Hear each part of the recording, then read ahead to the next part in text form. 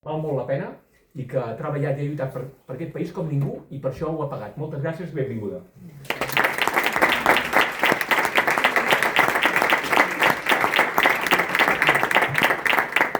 Bé, moltíssimes gràcies, alcalde, regidors, tots els que avui heu volgut dedicar una estona del vostre temps a aquesta xerrada que, com deia ara l'alcalde, té a veure amb una cosa que ens interpel·la a tots i cadascun de nosaltres, que és la llengua.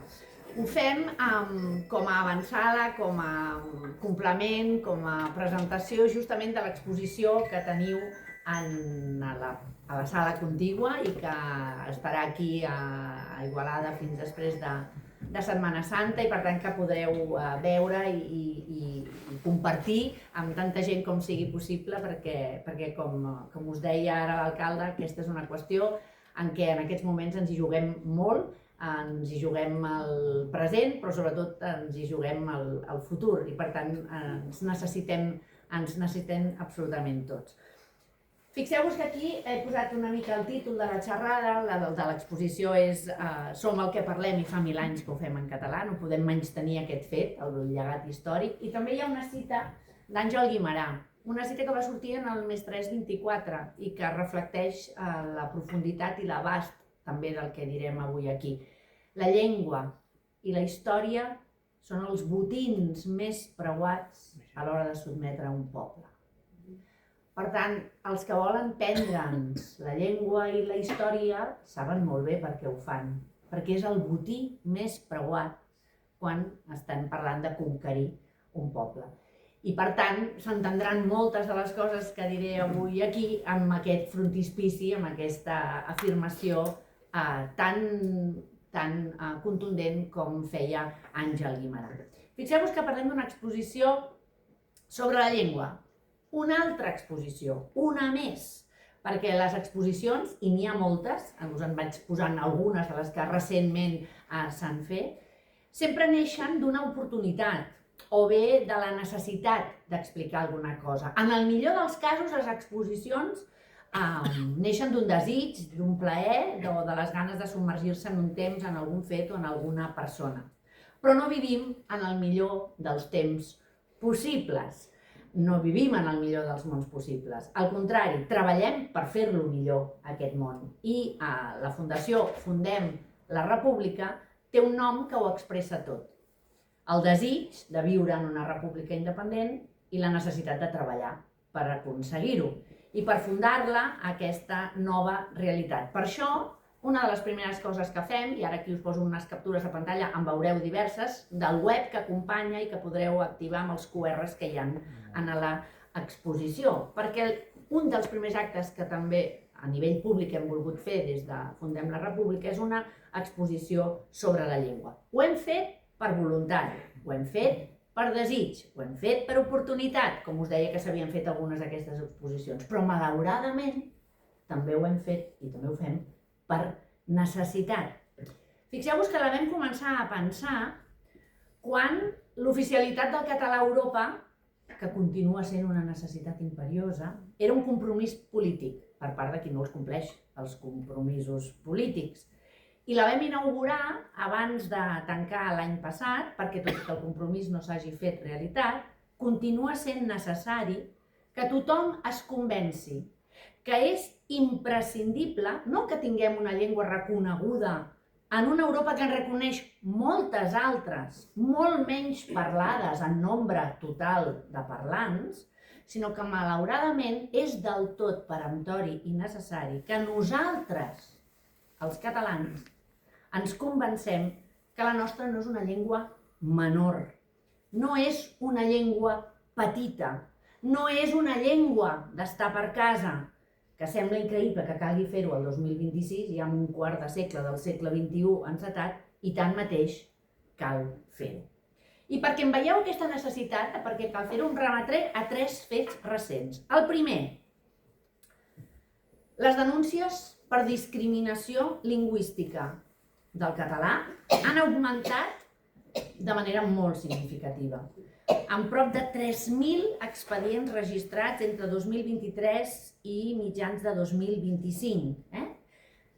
s'han disparat, és una tendència que va a l'alça. S'han disparat el nombre de casos i de queixes i fins i tot, perquè veieu com els drets lingüístics dels catalans són vulnerats, podeu veure l'evolució, podeu veure aquests pics. Penseu que quan una cosa es denuncia, sempre se'n denuncien moltes menys de les agressions reals.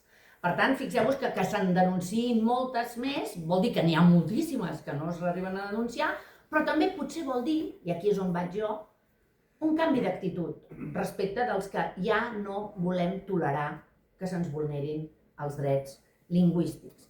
I per tant, fins i tot ha calgut recordar que els catalans tenim drets. Perquè tan acostumats a que se'ns trepitgin segons quins drets, de vegades va bé recordar que en tenim de drets. I també ha calgut fer, com s'ha fet, veieu aquí els metges pel CAT, un decàleg dels drets que tenen els pacients respecte de la llengua.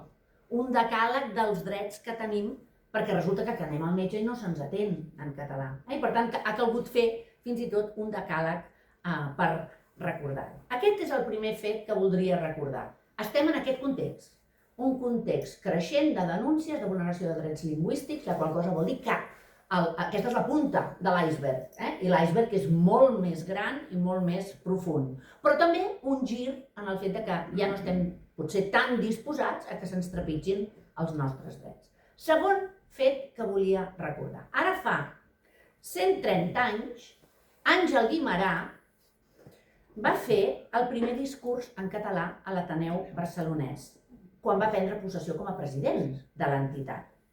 Ho va fer amb gran renou, sense arribar a les cadires volant per sobre de Dalí, que també va passar uns anys després, precisament parlant de Guimerà, quan el va anomenar, quan es va referir a ell, com el gran porc, el putrefacte pelut i el gran pederasta. Això va dir Dalí d'Àngel Guimerà i immediatament va entendre que la seva conferència s'havia acabat, perquè van començar a volar cadires i el van haver de retirar de l'Ateneu.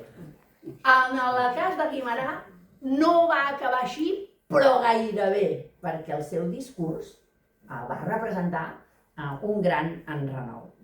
Aquest és el segon fet que voldria posar en relleu. Un discurs que, tanmateix, és un canvi, és un punt d'inflexió col·lectiva i és un punt de referència per a tot un país, per la Renaixença i la feina que van dur a terme els homes de la Renaixença. I el tercer fet que volia també posar de manifest només en aquests compassos inicials és que a finals d'any es va estrenar una sèrie que es diu Terra Alta i que, tot i que es refereix a la comarca de les Terres de l'Ebre, que té com a capital Gandesa, l'associació naturalment l'he fet amb Guimerà perquè Guimerà té una obra que es diu Terra Baixa, resulta que va donar peu a una piulada, que és com jo em vaig assabentar que havia existit aquesta sèrie, d'un professor, Manel Oller, que va dir, en lloc de Manolín, he matado al lobo, tierra baja, i llavors és menys global i és més global i menys local. Aquesta frase, que certament hauria de fer riure, però en realitat el que demostra és que fa plorar, és que increïblement, per increïble que sembli, la sèrie que versiona la novel·la homònima de Javier Cercas s'ha fet íntegrament en castellà perquè el director justifica que s'hagi fet així perquè és efectivament més global i menys local. Castellanitzar la Terra Alta catalana és més global i és menys local. Voleu una mostra més bèstia d'autoodi, de minorització, de complexament, de subordinació i de colonització d'una ment subalterna com la que porta a fer una afirmació d'aquestes característiques? Doncs ves per on, que de vegades va bé mirar enrere per saber cap on anem. Narcís Oller ja va respondre a Cortés i a Cercas a finals del segle XIX, perquè la resposta li va haver de donar a Benito Pérez Galdós, que en una carta privada li havia escrit: «Es tontísimo que usted escriba en catalán». Atenció, és tontíssimo. Des de quan es poden dir coses que siguin rocades? Des de quan és una rocada escriure en una determinada llengua? En aquest cas, en català. Però és que això li va dir en una carta privada. En públic, en un diari de Buenos Aires, va escriure això. Cauller, uno de los más insignes catalanes y uno de los primeros novelistas españoles, escriba sus admirables obras en catalán es una verdadera desdicha. Querer hacer en catalán la novela contemporánea me parece absurdo. Con perdón sea dicho de l'insigne Oller. No li diré jo el que em sembla a mi l'afirmació de Benito Pérez Galdós, perquè va molt més enllà de ser absurd. Això sí, després en aquest mateix article, Galdós reconeix el cierto encanto de la lengua catalana. Diu, por su ingenuidad, por el dejo quejumbroso de los diminutivos. Però quan se surt d'aquestes coses, res. És inexistent. La llengua catalana no pot ser llengua de novel·la seriosa, perquè no té, diu ell, recursos. Clar, el director de Terra Alta no ho diu, però el català li deu semblar, com a Benito Pérez Galdós, un dialecto. I li deu semblar un patuà, li deu semblar menor. Però sabeu què és el que respon Narcís Oller a Galdós? Li respon això. Escric novel·la en català perquè visc a Catalunya. I naturalment copio costums i paisatges catalans, i catalans són els tipus que retrato perquè en català el sento cada dia, a totes hores, com vostè sap que parlem aquí. No pot vostè imaginar efecte més fals i ridícul que el que em causaria a mi fer-los dialogar en una altra llengua. És a dir, efectivament parlo sobre Catalunya, parlo sobre personatges que parlen en català, doncs no em semblaria res més absurd que fer-ho en castellà, en una altra llengua. Ell naturalment està dirigint-se a Pérez Galdós. És molt obvi, però clar, és necessari un argument així davant dels arguments que li proposa Pérez Galdós. Això responia Oller i això podríem respondre a aquest tàndem de Cortés i Cercas. Però tornem al discurs de Guimerà.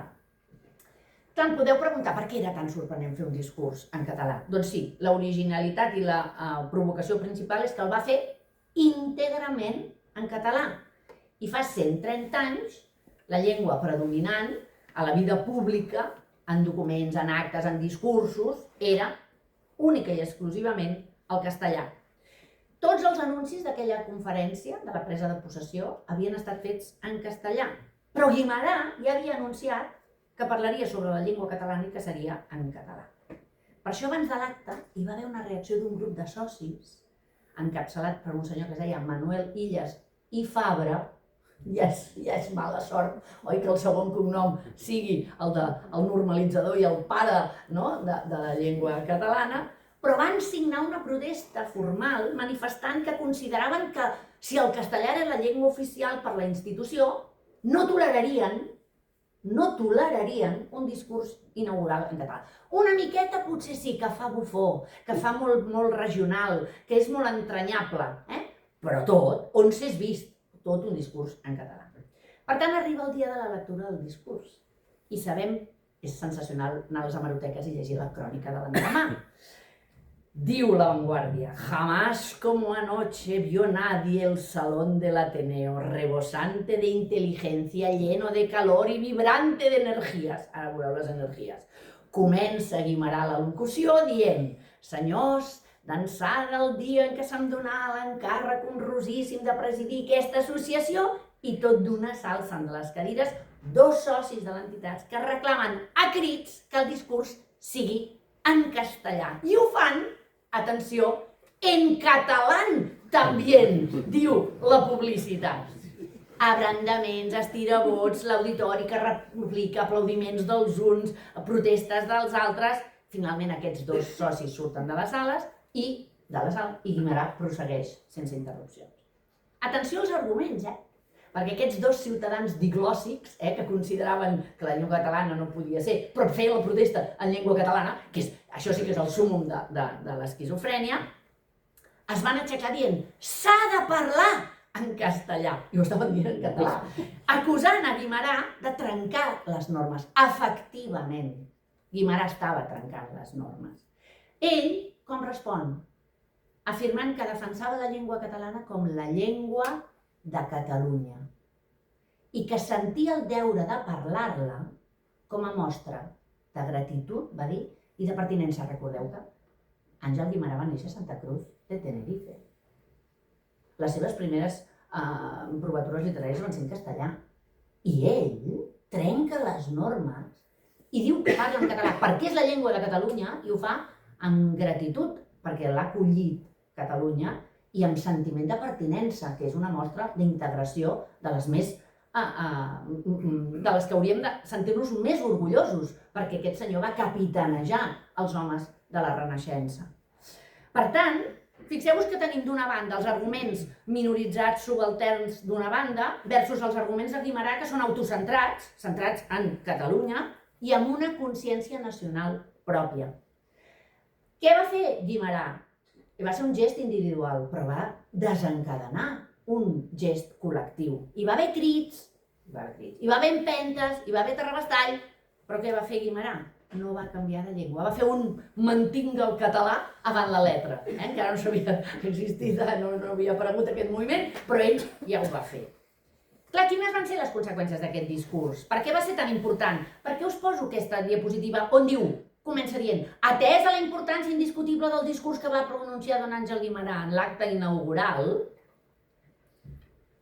s'obre entre els socis de l'Ateneu una subscripció per publicar el discurs, a fi que tothom el conegui. Imagineu-vos, el volien prohibir i després fan una col·lecta popular entre els socis per editar-lo i per distribuir-lo. Imagineu la força de vegades dels canvis individuals que fan persones i que després comporten un moviment col·lectiu. Hi va haver aquelles protestes inicials. Van amenaçar d'anar als tribunals. Se siente perquè encara no tenien tribunal constitucional. Això també és veritat. Però bueno, els més recalcitrants es van donar de baixa de l'entitat perquè creien que s'havia anat massa lluny. Imagineu-vos on som. I creien que s'havia anat massa lluny. Fa 130 anys no es podien fer discursos en català. I ja consideraven que s'havia anat massa lluny perquè ell havia fet un discurs íntegre en català. Clar, Guimerà va haver de deixar la presidència de l'Ateneu durant unes setmanes, fins que va baixar una mica la suflé i la tensió interna. Però clar, la feina estava feta, perquè el discurs, aquell discurs, que s'havia fet completament en català, havia marcat un abans i un després. Aquell escàndol no només era lingüístic, era un escàndol simbòlic, era un escàndol polític. És el moment en què algú, al capdavant d'una institució molt prestigiosa, trenca les convencions diglòssiques de l'època i reivindica el català com a llengua de cultura. I ho fa amb normalitat. Clar, va significar una aposta clara per la normalització de la llengua, per defensar que el català no només fos una llengua literària o una llengua popular, sinó que fos una llengua amb tots els ets i uts, que fos una llengua institucional i que fos una llengua de cultura. Clar, Guimerà en el seu discurs ho havia fet explícit d'una manera molt clara. I aquest episodi va encendre consciències, va ser una referència pel catalanisme cultural i lingüístic.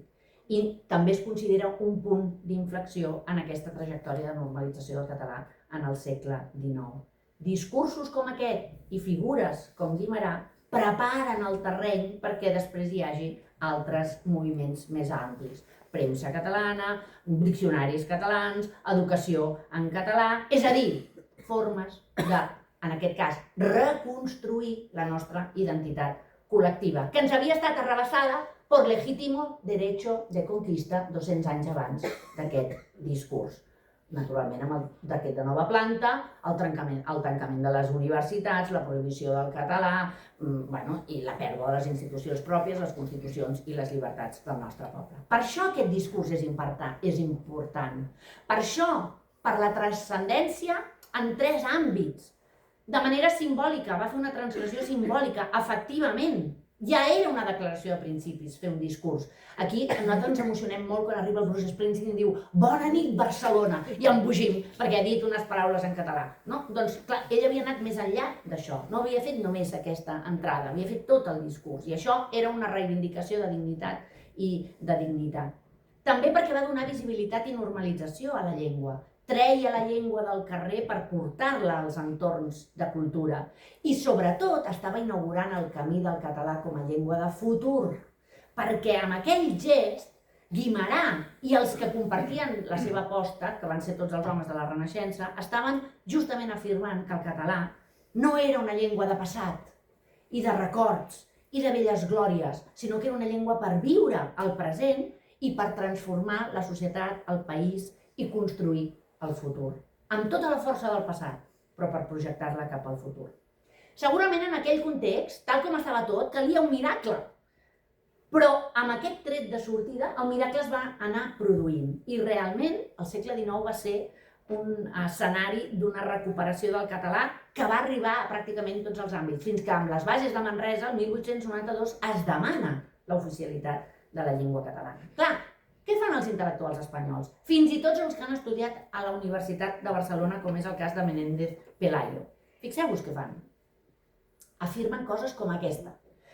El catalanismo, estem parlant de la llengua, però ells diuen el catalanismo, perquè ja veuen el vincle que hi ha entre la llengua i el sentiment d'identitat. I diu, el catalanismo, aunque es una aberración puramente retórica, debe ser perseguido sin descanso, porque puede ser peligroso si se apoderan de él los federales como almirall. Clar, almirall que havia dit, el signe de l'esclau és haver de parlar la llengua de l'amo. Això havia dit Valentí Almirall. I havia afegit, i nosaltres portem aquest estigma al damunt, que el considera molt perillós. Efectivament, el considera molt perillós perquè pensa en la mateixa lògica que ell, però a la inversa. I diu, Almirall, que és la seva bèstia negra, diu que ja han comenzado a torcerle y a desvirtuar el caràcter literario que al principio tuvo. Oh, que feu cançonetes, que feu poesia en català, molt bé, però no ens passem, El tal Almirall és un fanàtico todavía de peor casta que Pi Margall, pobre Pi Margall, que era federalista. Doncs clar, l'Almirall encara era molt pitjor. Això del fullet del federalisme va començar a morir amb afirmacions com aquestes de Menéndez Pelayo del segle XIX. Está haciendo una propaganda antinacional de 1000 diablos. Clar, fixeu-vos, els espanyols ho han tingut sempre claríssim. Ho han tingut claríssim. Castellà, llengua nacional. El que jo no entenc és per què no ho tenim tan clar nosaltres. Català, llengua nacional de Catalunya. Clar, me n'he anat molt enllà, segle XIX, i direu, bueno, potser les coses no estan tan malament. Ara posaré exemples més recents. Mireu, Joan Margarit, a l'epíleg del seu últim llibre, Expert al senyal, diu: jo no vaig poder escoltar mai el català a l'escola. Aquesta repressió duta a terme mitjançant l'amputació de la parla és de les més duradores i cruels. Ara sé que em moriré amb la por, amb aquesta por i amb aquesta fragilitat al voltant de la percepció de la meva llengua, que vol dir també de la meva vida. I la Mercè Rodoreda també fa una afirmació d'aquestes característiques. La cosa més important de Catalunya és l'idioma. Fer pàtria és escriure en català. La llengua és capital. Sempre he escrit en català, no he produït mai en castellà. El gran problema per l'escriptor català és no poder dominar el seu poble. Això ho està dient la Rodoreda, no poder dominar l'idioma, l'idioma amb el que crea, l'idioma amb el que és, l'idioma amb el que ens fa a tots. Ho tenen molt clar, aquests escriptors.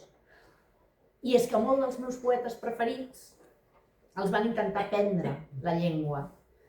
I a alguns els hi va caldre entre 30 i 50 anys poder fer poesia en català, com és el cas de Margarit, que va començar fent poesia en castellà, com és el cas de Guimerà, que va començar fent poesia en castellà, com és el cas de Narcís Oller, que va començar escrivint narrativa en castellà. I fins i tot el mateix Verdaguer, que ens ho explica Joan Solà, i ens diu això: al seminari de Vic no li va ensenyar a ningú aquella llengua, aquella literatura, aquella cultura que hi havia al darrere de la paraula, vol dir el català. Li ensenyaven el castellà i el llatí, però no el català.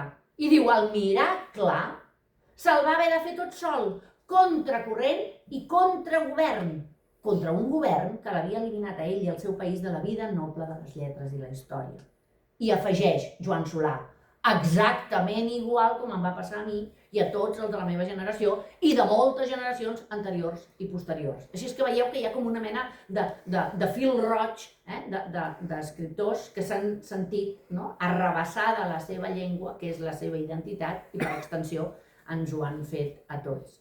Clar, penseu que Narcís Oller, per exemple, quan parlem dels grans autors de la Renaixença, diem Verdaguer, en poesia, Guimerà, en teatre, Oller, en novel·la. Bé, però és que Oller no farà el salt al català fins després dels Jocs Florals de l'any 77, després que veu que Guimerà és proclamat mestre en gai saber i després que es premia l'Atlàntida de Verdaguer. Diu, però què estic fent jo escrivint en castellà? Quan tinc aquests monstres que estan fent això? Qui sóc jo per no fer el mateix que fan ells? Si puc fer en aquesta contribució fer-nos grans a tots. I per tant, efectivament, el gran gest d'aquests homes són gestos individuals que comporten un moviment col·lectiu. I el mateix Oller arriba a aquesta conclusió i fa el canvi de llengua. És evident que els seus companys narradors espanyols no ho entenen, això. No ho comparteixen, això. I hem sentit que deia Benito Pelayo, hem sentit que deia abans Benito Pérez Galdós. Mireu el que deia Leopoldo Alas Clarín, perquè aquí els farem sortir a tots que quedin retratados, Aquests sí que queden ben retratados. Mireu què deia Leopoldo Alas Clarín. Clar, volia llegir La Papallona, que és una de les novel·les de Narcís Oller, i diu que voldria vendre català per poder llegir La Papallona, però alguna cosa no devia funcionar, perquè llavors diu: no sé por qué, me pareció siempre más difícil para mí que una lengua de todo extraña. O sigui, el català és una llengua més difícil que si fos, no sé, suahili o rus, Y diu, no sé qué tienen para mí el inglés y el catalán que hasta me ponen nervioso. El posen nerviós. Bueno, els esforços aquests titànics van ser tals que l'home va desistir. En realitat, és evident que aquest home no volia aprendre català, li volia urticària el català. I el propi Oller ho explica, diu, en Leopoldo Alas era qui més contínuament em predicava que escrivís en castellà i no en català, que és una llengua, deia, que le crispava los nervios i le costava mucho de entender. Home, no, se li entén tot, se li entén molt que no la vulgui entendre, perquè ells ho entenen tot i nosaltres també ho entenem. El que els crispava els nervis era que el català desvetllés, a partir de la consciència lingüística, una consciència d'identitat nacional pròpia i diferent de la seva, que és la nacional espanyola. I per tant, que hi hagués alguna idea de separació, és a dir, d'independència. I per tant, ho tenen molt clar. Us posaré també la frase de José María de Pereda. ¡Viva el regionalismo! Pero dentro de la unidad nacional, cuyo quebrantamiento no admito yo ni en hipòtesis. O sigui, tonteries les justes. O sigui, quebrantamiento. Ho veieu com les paraules ens expliquen la realitat. I per tant, regionalismo, endavant. Però unitat nacional, I la unitat nacional, què és? La unitat, la de sempre, Es diguin com es diguin i siguin de l'any que siguin, és una grande i libre. I per tant, estem parlant de la unitat nacional espanyola. Per tant, quan la Renaixença, els homes de la Renaixença, amb aquest context, en què tot era en castellà, en què no tenien una llengua, no tenien diccionaris, no tenien normes, no sabien ni com escrivien, i a sobre, malauradament, com passa sempre, continua passant, sembla que no n'aprenem. Hi ha una frase de Simone de Beauvoir que diu: l'opressor no seria tan fort si no comptés amb la complicitat dels oprimits. I és una veritat com un temple. Ell ho deia parlant de masclisme o feminisme, però ens serveix a nosaltres parlant de la relació Catalunya-Espanya. I efectivament, un Narcís Oller, que ja us he explicat com li costa, ja us heu vist les pressions que rebia dels seus companys espanyols, ho assenyala molt clarament a les seves obres. Ho fa amb molta ironia, però ho fa. Hi ha un moment de Pilar Prim en què apareixen els Roig i diu, l'Elvira, li diu: miri senyor, parli'm en català, que el meu papa es deia Dou i vostè es diu Roig, com dient, què està fent parlant-me en castellà? Si el meu papà es diu Dou i vostè es diu Roig. I en un altre moment fa que el narrador, que comença a parlar en castellà i diu: vendràs després, oi?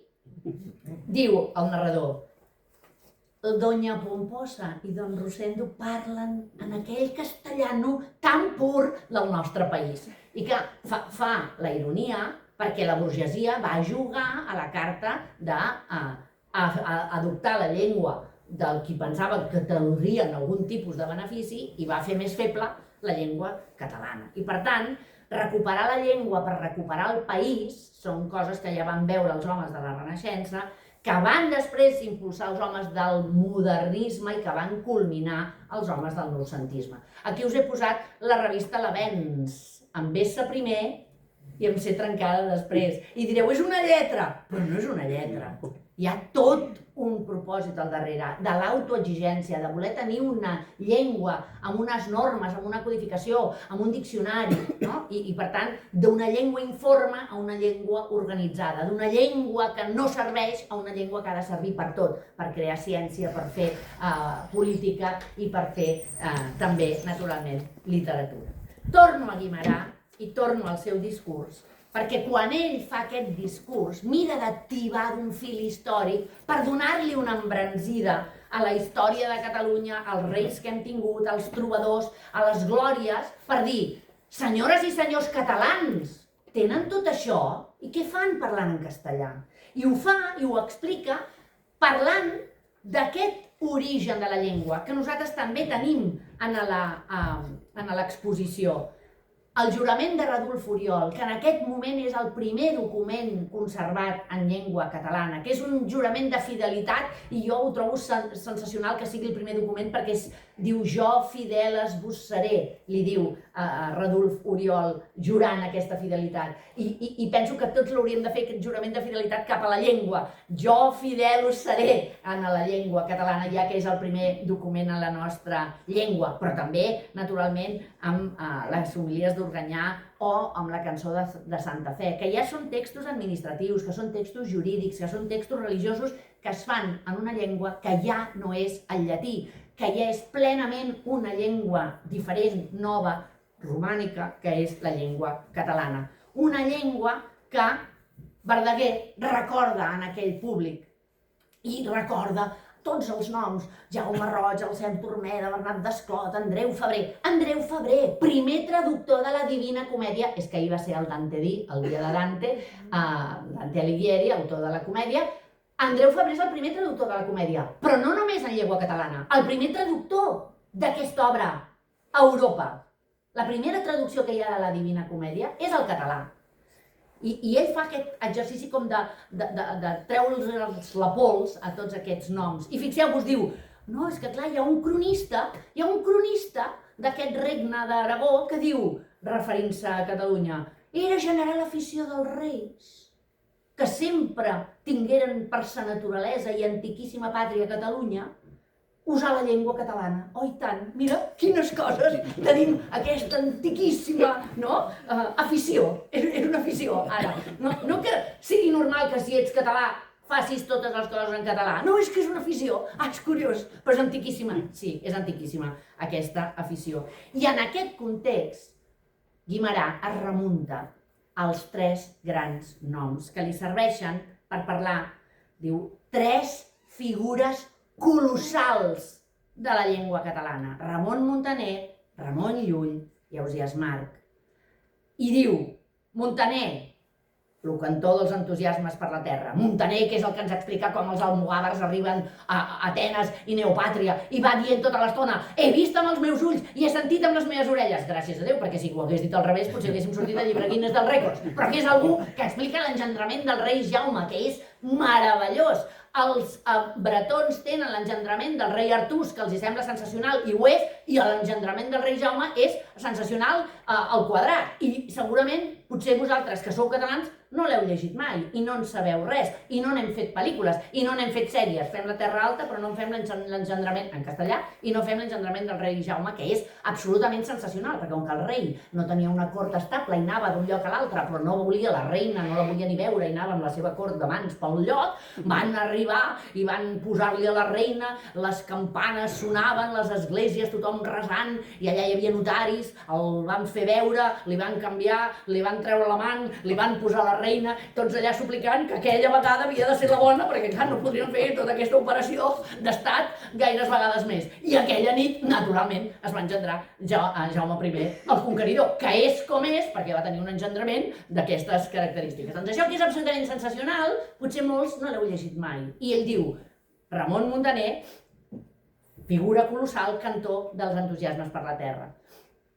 Cantó de les aspiracions de l'esperit, qui? Ramon Llull. I cantó dels desitjos de l'home, qui? Ausiàs Marc. Pàtria, fe i amor. S'ho fa venir bé perquè són els 3 lemes dels Jocs Florals. I què està dient?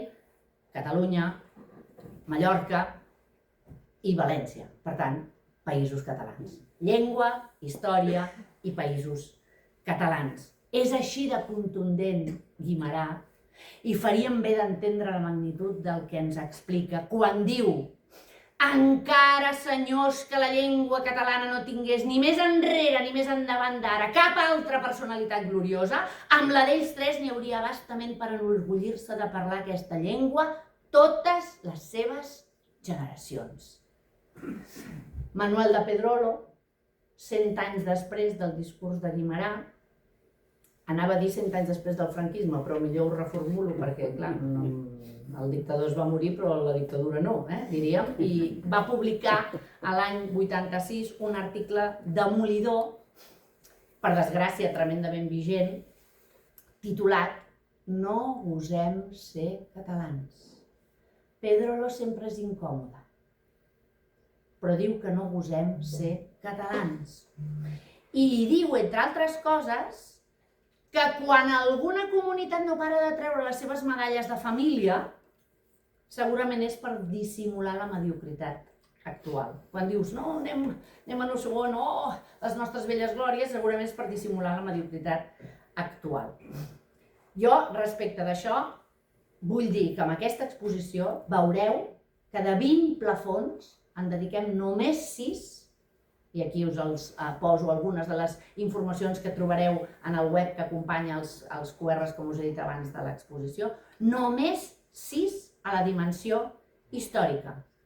I cal fer-ho, cal girar els ulls cap al passat. Clar que sí que cal fer-ho, sobretot tenim en compte el desconeixement que tenen les noves generacions, ja no del passat, sinó del present. Fa uns dies vam veure a les portes del Saló de l'Ensenyament quin és el nivell de coneixement que tenen del president de la Generalitat de Catalunya actual. Que quan van donar una pista a Salvador, algú va dir Dalí i altres van dir Espriu. O sigui, com ho fem això? Perquè clar, ja m'explicareu. O sigui, si les noves generacions tenen aquest nivell de coneixement del present, imagineu-vos del passat. Però és que no només són les noves generacions. El Parlament de Catalunya, l'any abans que jo el presidís, va commemorar els 40 anys del Parlament de Catalunya. I jo vaig pensar, soc de lletres, però aquests números no em lliguen gens. Com 40 anys? 40 anys de què? Que no hem sentit el discurs de Pau Casals, que diu Catalonia is the greatest nation in the world. No? No diu que és la més gran nació i que tenia un Parlament dels més antics. Però llavors, què fem celebrant 40 anys? Perquè la Constitució espanyola es va ocupar tot i estàvem celebrant els 40 anys després de la Constitució espanyola. Com si fóssim el Parlament de Múrcia. I no som el Parlament de Múrcia. Ells deuen voler que siguem el Parlament de Múrcia. Bueno, us he de dir que no, que el Parlament de Múrcia pot parlar de segons quines coses que el Parlament de Catalunya no pot parlar. Perquè quan el Parlament de Catalunya fa una moció sobre el rei o la monarquia, es prohibeix el Tribunal Constitucional, el Tribunal Suprem, tots els tribunals s'activen i no es pot. En canvi, si el Tribunal de Múrcia decideix parlar sobre la monarquia, no tenen cap problema. I llavors nosaltres celebrem 40 anys al Parlament de Catalunya, sisplau, com si hagués sortit del tiriririn la Constitució espanyola.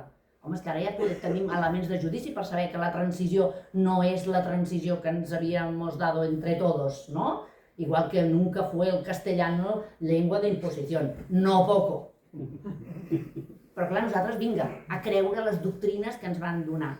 Doncs clar, hem parlat del passat, clar que sí, però no només volem narrar glòries passades, perquè cal assumir la veritat present. I la veritat present és incòmoda. Ho és. Les xifres més recents ens diuen, i us en poso algunes de l'enquesta, de l'última enquesta de la qual tenim dades, que la majoria de la població a Catalunya entén i parla català. El 93% l'entén i prop del 80% sap parlar-lo. I això deixa moltes consciències tranquil·les. Ah, mira, ostres, 93%, ja està, tranquils. També ens parlen de la quantitat de gent que vol aprendre el català, que és veritat, que són molta gent i per tant són una promesa i són un repte. Però és que hi ha una realitat inquietant que acompanya aquestes dades i és que només una tercera part de la població catalana utilitza el català habitualment en la seva vida quotidiana. I si anem a l'àrea metropolitana de Barcelona, llavors ja la xifra cau a menys del 25%. I això què vol dir? Vol dir una cosa aparentment paradoxal. La llengua és forta en coneixement i en potencial, però en canvi és fràgil pel que fa als llocs. Aquí podeu veure on es parla. És a dir, la llengua per ara sobreviu, però està pendent de viure en funció de com la fem servir. I això depèn de nosaltres. No depèn només de normes o de lleis, sinó d'hàbits, d'educació, de cultura i sobretot de voluntat col·lectiva per capgirar aquesta situació. Per això en aquesta exposició hem volgut fer èmfasi en el català per àmbits temàtics. I per això parlem del dret a treballar en català, del dret a estudiar en català, del dret a ser jutjats en català. Amb justícia ja seria el màxim, però això ja no ho hem posat en aquesta exposició perquè no sé si alguns ho arribarem a veure mentre vivim.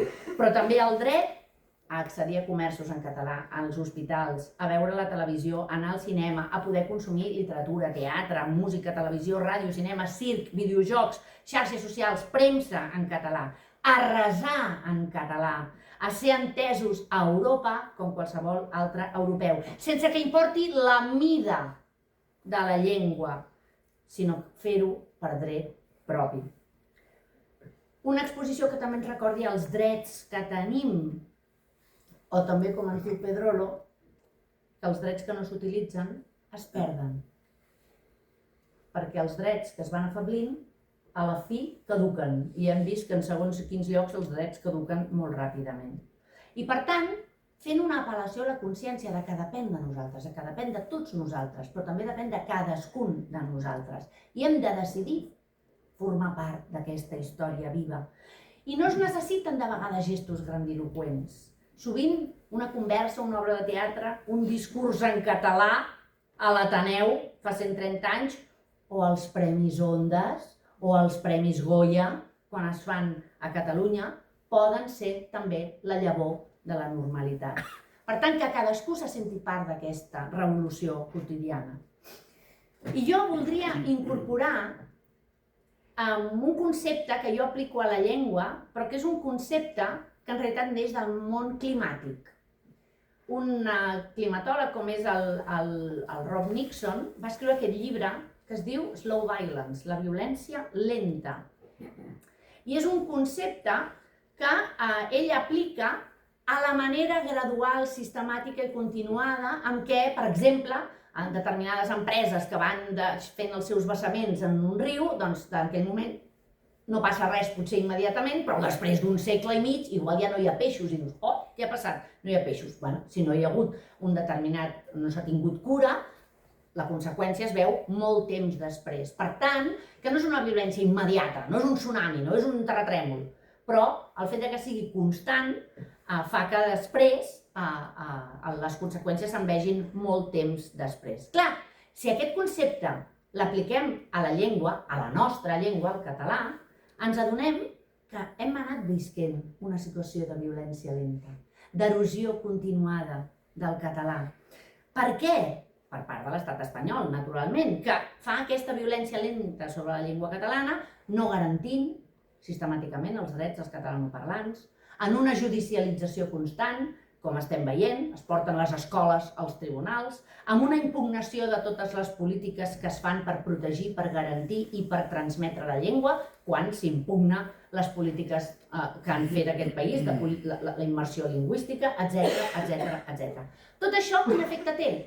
A còpia d'anar-ho fent, la minorització efectiva del català.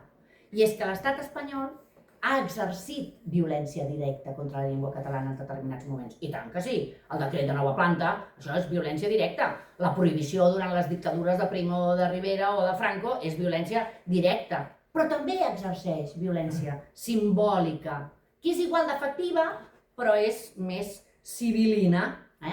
Això passa quan es qüestiona el dret a usar el català amb normalitat, quan es trasllada la responsabilitat al parlant, no canvia tu, que si no no t'entenen, quan es genera incomoditat, quan es genera una determinada humiliació. Aquesta és la violència simbòlica.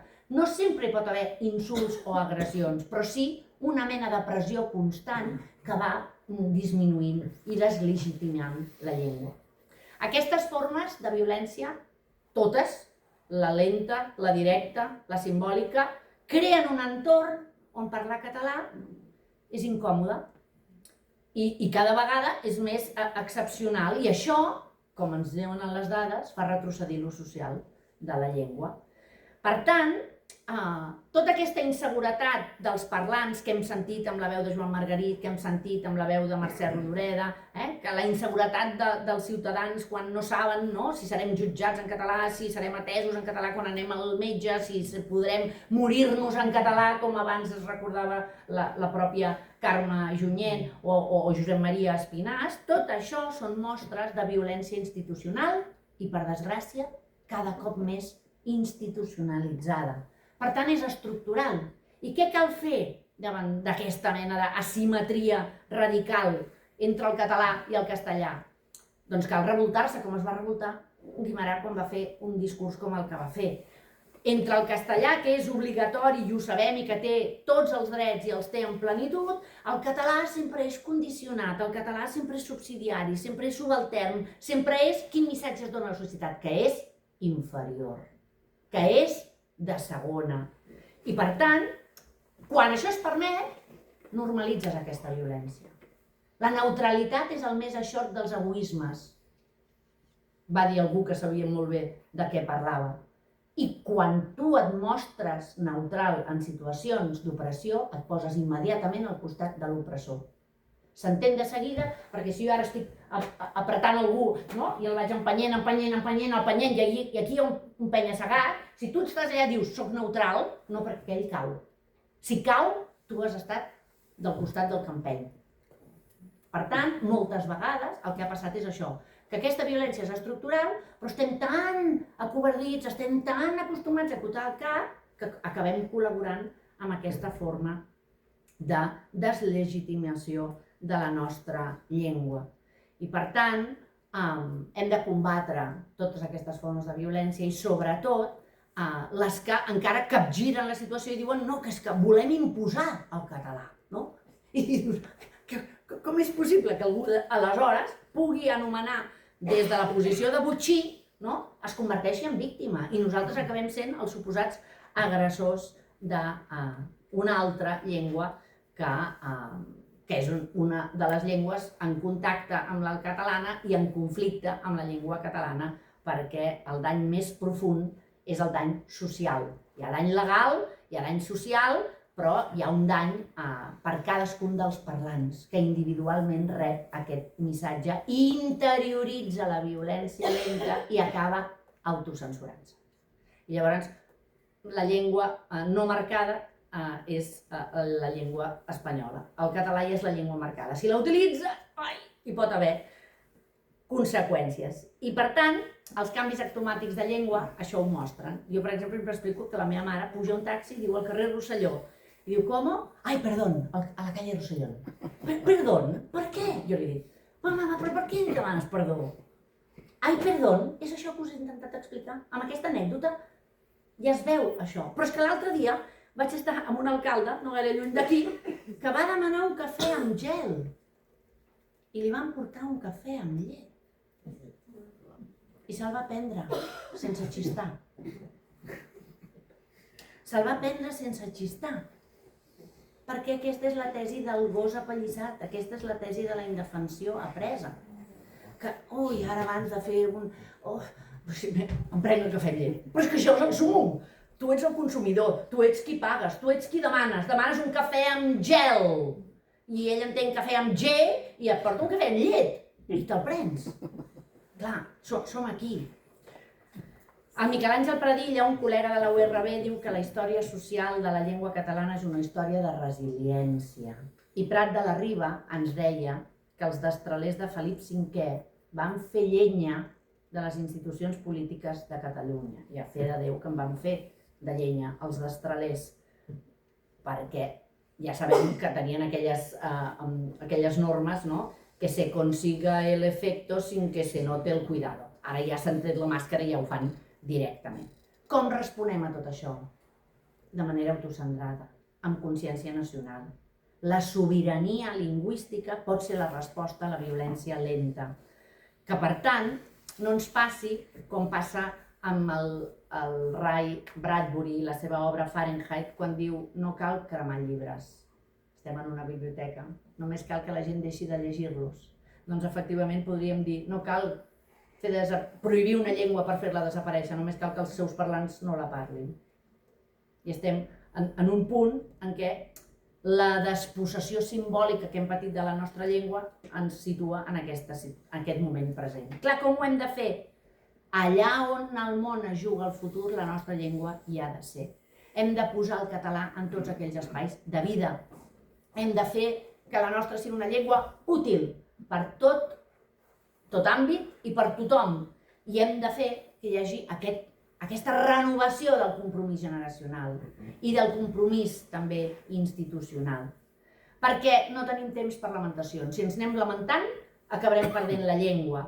El que hem de fer és proclamar amb orgull allò que som i dir que no demanem privilegis, que tampoc busquem compassions, sinó que afirmem alt i clar una veritat que res ni ningú no pot esborrar, i és que tenim una llengua legítima i una llengua mil·lenària i que pertany al món com qualsevol altra, amb la diferència que aquesta és la nostra. Ens han volgut fer creure, i jo per això esmentava Guimerà, que la nostra llengua era petita, que era insuficient, que estava destinada a la discreció, d'estar per casa. Però com pot ser petita una llengua que ha parlat amb la veu de Ramon Llull, amb la veu de Marc o amb la veu de Verdaguer, de tants mestres anònims o coneguts que l'han mantingut dempeus, aquesta llengua?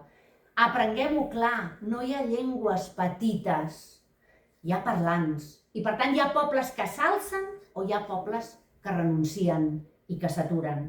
I jo penso que nosaltres ens hem d'alçar. Ens alcem perquè estimem el que és nostre, perquè sabem que una llengua no només és un instrument, sinó que és una manera de mirar el món, de viure el món, de sentir-lo i d'estimar-lo.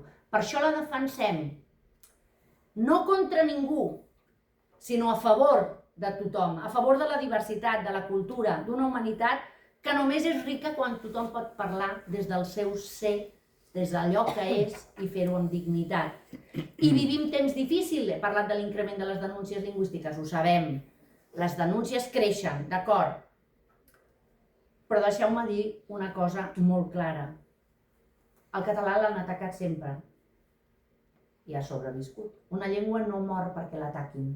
Una llengua mor quan els seus parlants deixen de fer-la servir i, per tant, de defensar-la dia a dia.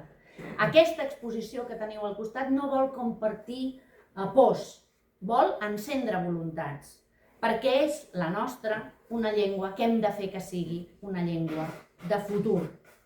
Cada vegada que triem el català, i ho fem al carrer, a la feina, a l'escola, a les xarxes, estem fent un acte de dignitat, estem fent un acte de justícia. Nosaltres som un poble que no s'ha rendit mai, no ens rendirem ara en la defensa de la nostra llengua. I per tant hem de mostrar respecte per tot allò que hem heretat i que hem de voler deixar els que vindran després.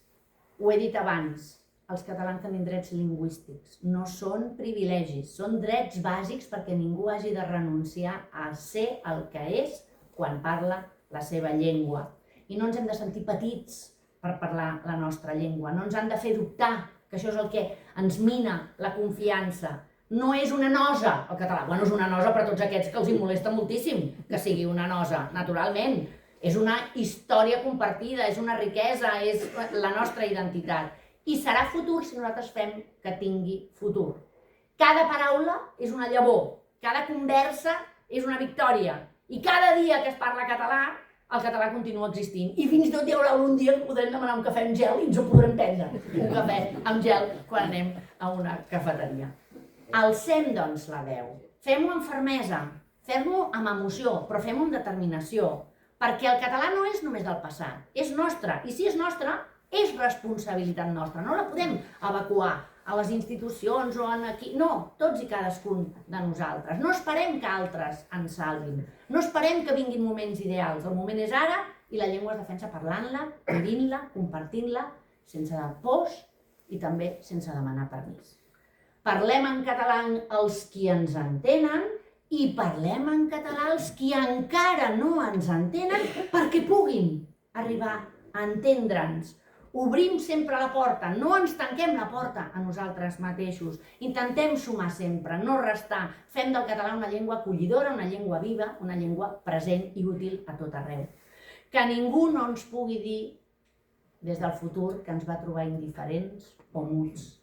I que quan altres ens mirin, com ara nosaltres hem mirat els de fa 130 anys, puguin dir amb respecte i amb admiració: heus aquí un poble que estima la seva llengua i per això encara es viu, perquè per això encara és poble.